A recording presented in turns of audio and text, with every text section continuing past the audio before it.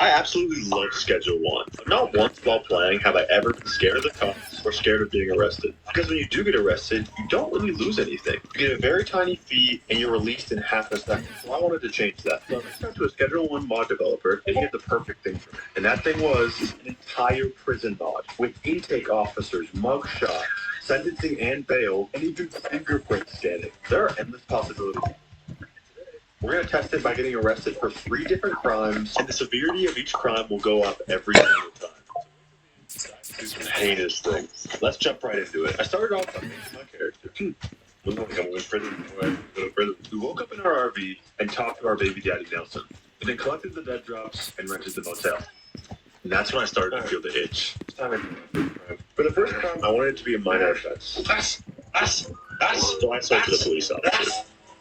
Okay, I missed every single bunch. And we immediately got booked at Highland Correctional Prison. Whoa. My crime is minor infractions. I have fingerprints? Yo, what? Incomplete. What now? This. Oh, this is for my mugshot? Yo! This is so cool. Security cameras? Wait, are those live? Wait, no way. Let's wait for him. They're actually live security cameras. What? Oh my god. This is crazy. It has my mugshot on the screen. What? It's just a little messed up, but it has my mugshot on the screen. That's so cool. I wonder if I take another one if I can look a little better. Is that better? No, my face is just a little wonky still. Oh, about to be released. I haven't even...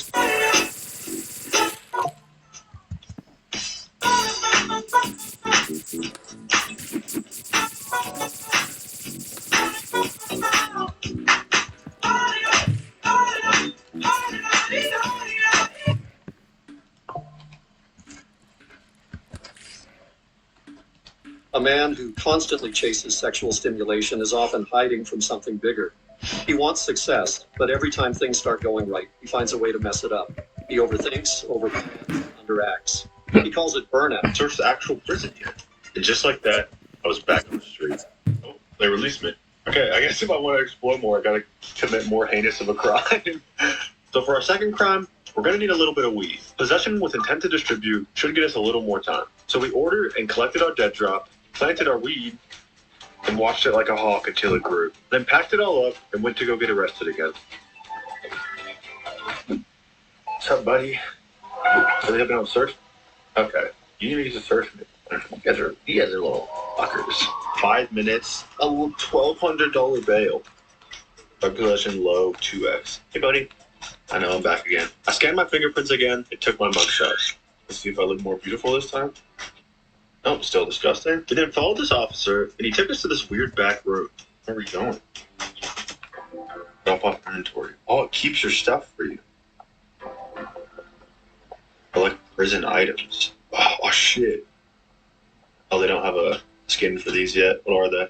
Prison toothbrush, prison cup, prison sheets and pillow, prison bedroll. Okay. Also, I wanted to say, this mod is in very early stages of being developed. I just wanted to check out the cool stuff they have so far. Now let's get back to being an inmate. We have basically everything we need now. All we need is the cell. I'm guessing this is my cell. Pretty nice in here, dude. Spacious. You place bed mat. Setting up bed. Yo. Adding bed sheet. Add top sheet. Add pillow. That's so cool. I get to make my whole bed. Yo, what? This is so cool. I shank someone with this toothbrush. Now it's time to... Looks like they're not done with these models yet. What's up, Tony? They look like they're just smothered and go. I kept exploring and found the main security room, phones to call home, and an entire kitchen. Oh, a kitchen? I work in the kitchen? Yo, they should not have these knives out in a prison. When this is done, it's going to be so cool, because I'm guessing they have jobs in the kitchen and, like, little tasks you can do around the prison. This guy's a little freaky. Take that, lads. Take that, lads. There was also an entire laundry room. A laundromat and showers. Oh, cool. Never mind. Never mind. No more itchy testicles. We then started exploring the second floor, but we got into a little bit of trouble. Give me my fucking money! Wait, what? What's happening? Lockdown. Wait, when you lockdown? Wait, what? I can't get back in my cell. Oh, that's sick. Oh, they were good. Okay. You're so disgusting. What is it? No, they have more security cameras? Are those live too? Gotta wait for them to move and see. But he's right in front of the hole. I'm gonna knock his ass over and then we're gonna see if he's over on the camera. Yeah, you just saw him get up. They have live cameras. That's so cool. Once his mod is done, it's gonna be actually like amazing. Oh, I'm released. Oh, I guess the car dropped me off. Alright. Time for the next challenge. No, I didn't get my items back. I lost all my weed and all that stuff. Oh, I had to get it before I actually got released. God damn it. I just got scammed from the prison system. Actually, they should have taken my weed either way, to be honest. Now that I was released, it was time to think of my final and most heinous crime. I sound like Gru from Despicable Me. I then sat there and thought for a second, what's the worst crime I could commit? Murder? The only real crime I could think of that was murder. So I guess it's time to get a gun.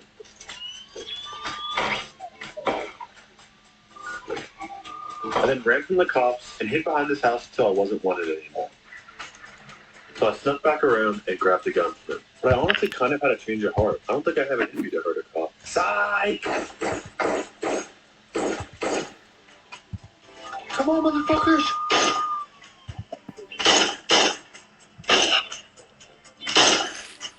I need someone to actually arrest me.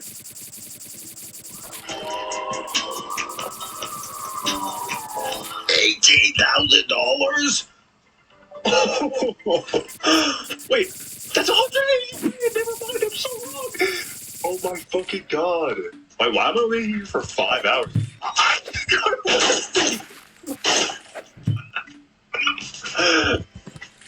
Oh, you still want to scan my fingerprints? Okay. Let me just get my mugshot. Don't worry about him. You know that I have my sentence. So I'm in here. I got sentenced the same amount of time for a little bit of weed as 3 murders, and my bail went up 200 times the amount. We did our prison items and set our bed back up. This is my new home. I then moved for a tiny bit more to see if I was missing anything. It's through here. Oh, I can. Inmate belongings. Oh, keeps the stuff in there. And then I was able to sneak my way into the main security room. Oh, it should be open. Don't worry, guys. I got it from here. Yeah, I should take the night off. I then had my consent yet. Wait, can I? Never mind, that was wrong. I just had to sleep off my time.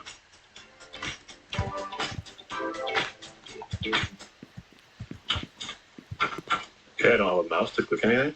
Okay, I'm just stuck here. Okay, so there's a couple tiny glitches, but okay. This is where I hit the line where I'm like, and I go on my life sentence. Or some fuck corny like that, trash YouTuber. That marks the end of this video. Before it ends, I'd like Download the official Yukon Gold Casino app to get 1,000 plus games in your pocket. Install now. Eastside Mario's Daily Deals are here with a purchase of a beverage. Join us on Monday for all-you-can-eat pasta for $19.99. Wednesday, buy any good entree or pasta and take a pasta home free. That's right, free. Thursday, 3-course dinner for 2 for $50 only at Eastside Mario's.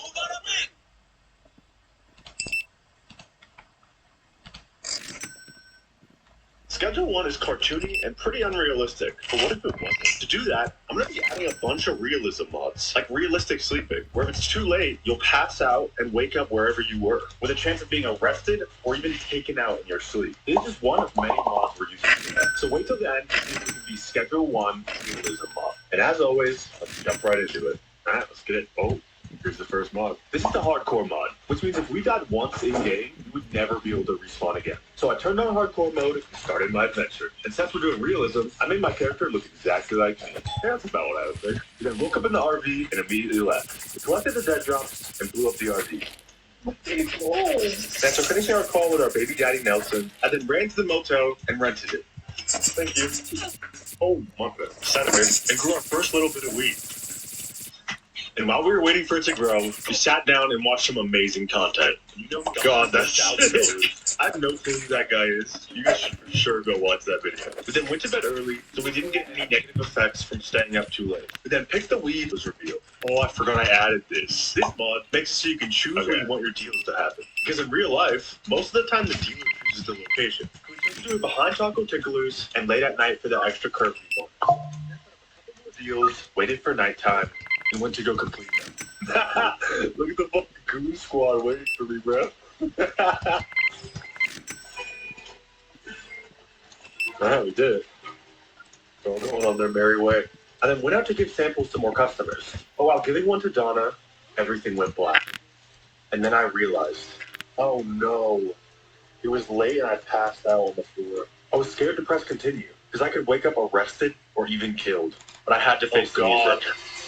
Oh, thank God. But I wasn't completely off the hook. Because I stayed up too late, I have a calorie-dense negative effect. I wasn't really sure how to get rid of this. So I bought a Coke, drank it, and about 10 seconds later, it went away.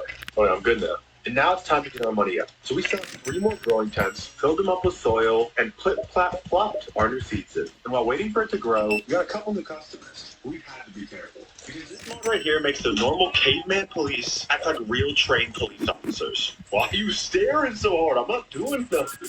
Dude, and they're going through alleys too. This means we're gonna have to be very careful when dealing. We packed up some more weed, set up some more deals, and went to go finish those deals. What's up, y'all? How's everyone doing?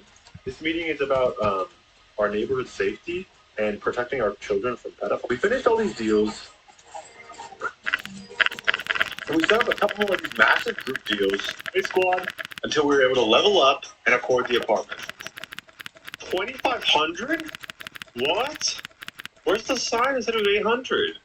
I guess this is realistic because rent is fucked. I don't know if that's the Mongolia effect or whatever, but I swear it used to be $800. We bought it anyway and moved our gear in. And now that we have this set up, we grew some even better products. And with this better product, we needed a God strip. So we bought some groceries and cooked up a masterpiece. Ooh. And this strain made the tweakers go. Oh my God, look at this. Did y'all find anything back there? With this new God strain that turned everyone into Mike Wazowski, we planned big meetings over and over until we reached around $10,000. And because of this influx of cash, we came onto someone's radar. And because we're playing like real life, I would take the cartel's deal. Because I wouldn't want me or my family to be in danger. So I met with Mr. Benzie, and after some horrible negotiations, I had to accept the deal. Because of this deal, we can only sell in Northtown and Westville, and we also owe the cartel weekly shipments. But this is all stuff to worry about another day. The task at hand is laundering, because by the end of this video, I want to own every single business, and later you're going to see why. Right now, we can't deposit all of our cash, and it's just going to get worse and worse the more we make. So to combat that, we went to buy the laundromat, but then we realized, okay, we were $800 off and couldn't deposit anymore. So we waited an entire week just to deposit $800. And then we went to purchase our brand new business. But this wasn't just any regular Schedule 1 laundromat. These 2 mods make the laundering process ultra realistic. The business income mod makes your businesses actually earn money, instead of just being a place. Realistic laundering does this. Lost in taxes? Oh my God, you lose money from taxes? This is slowly just starting to feel like real life. We're paying taxes, not getting enough sleep, and we're shocked. And just like real life, now that we have one business, it's time to franchise. And since we had the money, we went to buy our second business. All my money for our car wash. And then we went to go tour our new business. I've never owned this place once. Ooh, okay. And we can launder $5K a week. Okay. This is all the room. This is the house? This is all the space I have? So it was a little underwhelming, but the money it made was pretty decent. Damn! Car wash makes us $500 every time? This was pretty good income, but we had bigger goals. Now it's time to buy Taco Ticklers. I need $100,000. To buy Taco Ticklers, we had to go from $0 to $100,000. And how we're going to do that is through a mod I've been keeping secret this entire video, the Drug Runner mod. In this mod, this bulk buyer will reach out to you every Sunday. And he'll ask for around 10 to 20 bricks of your best product. So we waited till Sunday, and that's when we got the text. Oh, shit. So it was time to grind. We bought the brick press, grew an absurd amount of product, and smashed it all into bricks. That's like a literal turd, bro. We turned the rest of the weed into bricks, and went to go do our delivery. Yo, if I get caught with 13 bricks on me, I will crash. You bug out. We found the van and put the bricks in the trunk. 13 bricks. Oh, that's a lot of money. So we got right back to work. We were smashing these bricks. And after another week, we got another mission. All right, 14 bricks, come on. And we were ready this time. So all we had to do was deliver. 25 bands. Also, while making all this money, we kept depositing every week. We had 2 more massive deals. Until we were only $6,000 off our goal. I'd lose my mind if I sold another weed. So we collected all our belongings and pawned our whole home. Now we're taking it. We were only $3,000 away now. So we smacked the cop, took their gun, and literally almost died trying to get away. Oh, we went to the pawn shop, bleeding. Start going. Nice, we did it, yo. Now that we have the 100K, it's time to go buy taco ticklers. On the way there, we accidentally ran into a cop. But I didn't think it was that big of a deal until I ran around the corner. We were getting tased over and over again, and we couldn't move. Please. And they got so mad, they started shooting. Oh, they're shooting now? I'm cooked. I was running for my life with bullets whizzing past me. I found a ladder, climbed up it, and tried to hide. They climbed these. Oh, they can't! Please. We ran around the corner, found a dumpster, and was able to hide from them. Oh my god, I think we're good. Fucking god, that was... No! No! There's no way to that! Oh my god, I just grabbed $100,000. $100,000 just to not be able to leave there. I can't even click it. Let me click it. That was it. Couldn't respond because of the hardcore mod. I had lost my only life. So like and subscribe so I'm not depressed. Join the Discord to come hang out with me. Happy New Year's. I love you. Bad. How my passing yards looking? It's tracking, but they're also up 16 in the fourth. They're gonna run out the puck. Looks like it. Oh.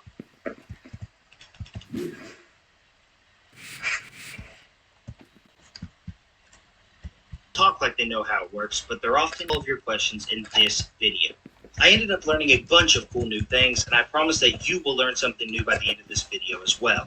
We'll investigate things like dealers having secret inventory slots, a new method to count cards in the casino, a secret way to speed up your sword, and whether or not being black affects how the cops treat you. My name's Big Willie, and I'm here to answer all of your questions using facts instead of just making shit up. Let's get into it. Bedrummer asks, did you find anything regarding dealers having secret inventory slots to break down product? This one surprised me because the dealers do actually have 10 overflow slots that they use to break down the products you give them. We just can't see these slots. They're completely on the back end. This means you don't actually need to leave an empty slot for them because every dealer has secret hidden pockets. Now, this one was funny. Edgar said, wait, I need to know one thing in the code. Can you check? I can't sleep at night if you don't. Does shaking the soil bag make it faster? I mean, come on now, right? If it does anything, it's just a placebo effect. There's no way shaking actually does anything. What is that? Yeah, so it turns out you can actually get a 35% boost if you shake by testing. Effect. There's no way shaking actually does anything. What is that? What is that? Yeah, so it turns out you can actually get a 35% boost if you shake the soil bag. Now we gotta test it.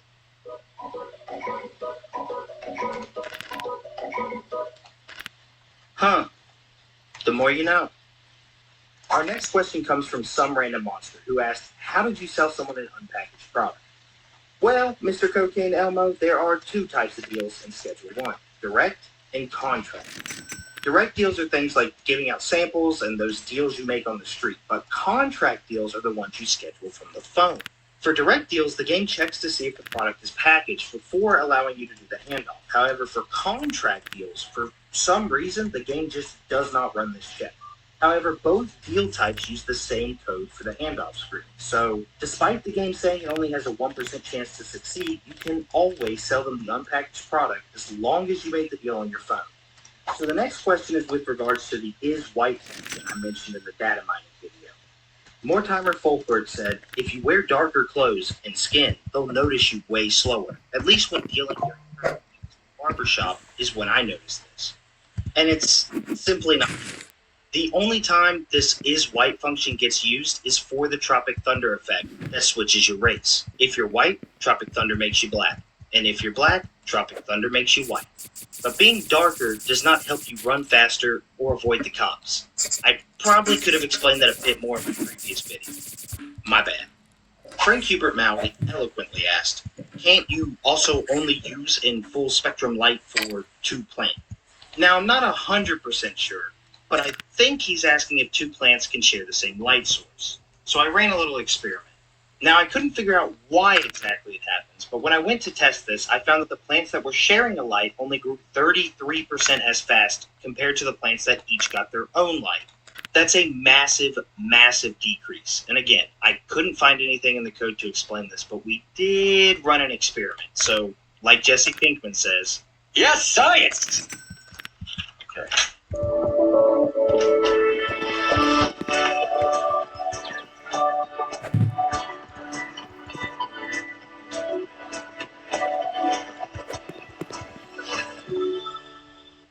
The Defender X1 asked, why do most people still not realize that new mix names are random? And this is a funny misconception because the mix names aren't random.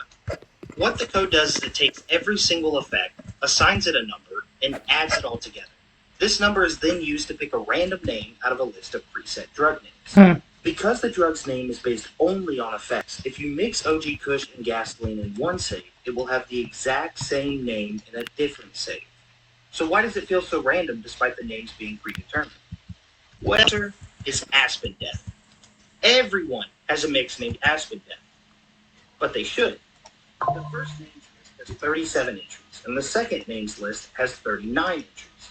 That's a 1 in 1,443 chance to get a specific name. So how the hell does everyone have a mix named Aspen Death? Well, in order to determine what number each effect is assigned, the game pulls from the hash code. But the problem is that hash code can be negative, which usually isn't a problem. But there's a function in the code that turns all negative numbers to 0, which means the game just picks the first 2 names in the lists, which are Aspen and Death. And since you can't have 2 products that are named the same thing, the code then just says fuck it and decides to pick 2 other random names instead of the generated name. Hence why it feels so random. Oni1 asked, are the speed increases from the lights in AirPod actually accurate? It feels off. And it feels off because it is off. The game is a dirty, filthy liar. I ran an experiment where I tested marijuana and cocaine with every combination of pot and light. And while the full spectrum light says it gives a 30% increase, in reality, it only increased the growth speed by 22%. And the AirPod, which says it has a 15% speed increase, turned out to only boost production by 12%. And if you combine them, it should be a 45% increase, but it was only 29%. Make it make sense.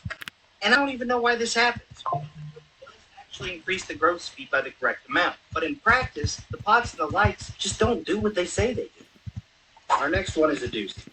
Game Master 60101 said, is it even legal to reverse engineer a game to exploit it?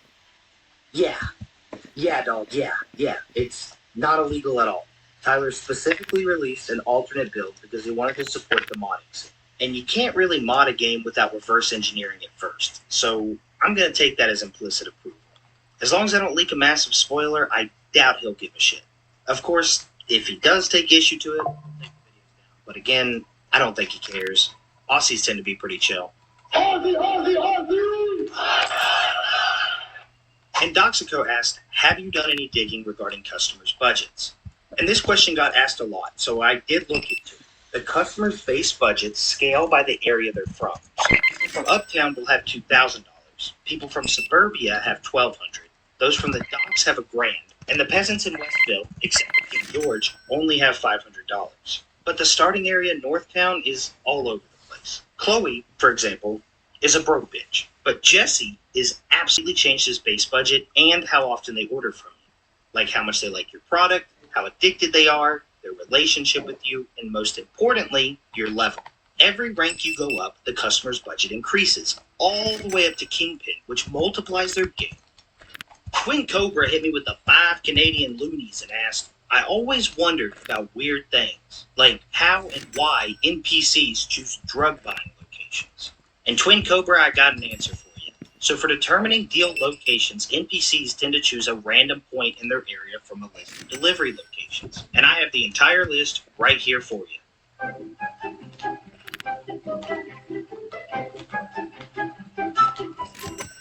Ryan Laviolette was curious whether the card games in the casino used one deck or multiple decks.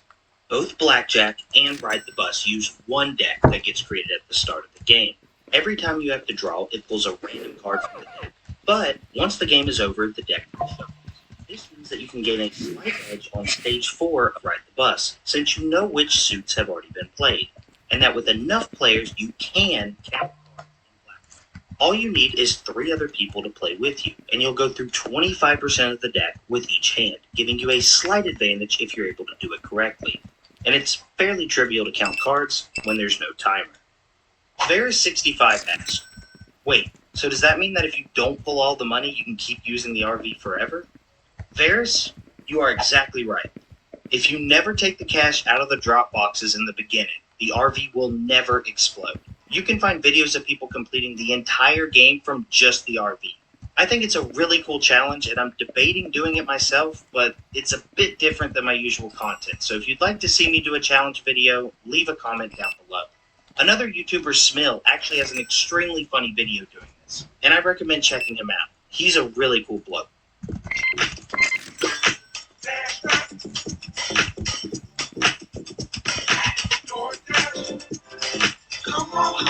Asked a pretty loaded question. How do dealers decide what drug to sell, who to sell to, and how much to charge? And is there even an optimized customer assignment list that works for everyone, or is it variable between players? So behind the scenes, the dealers actually get offers in the exact same way that the players do. Instead of sending you a message, the customers send the request to their dealer.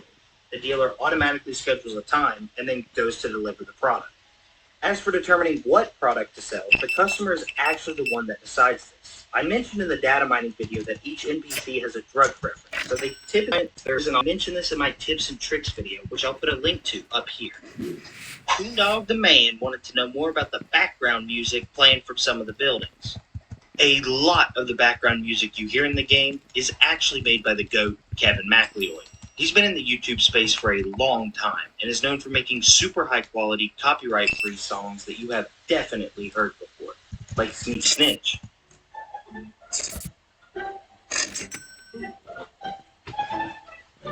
Or Local Forecast.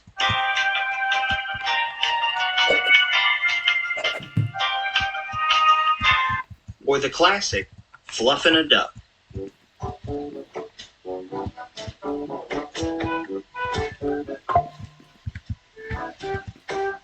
But a few of the other songs you hear are just basic royalty-free songs from a website called Pixabay.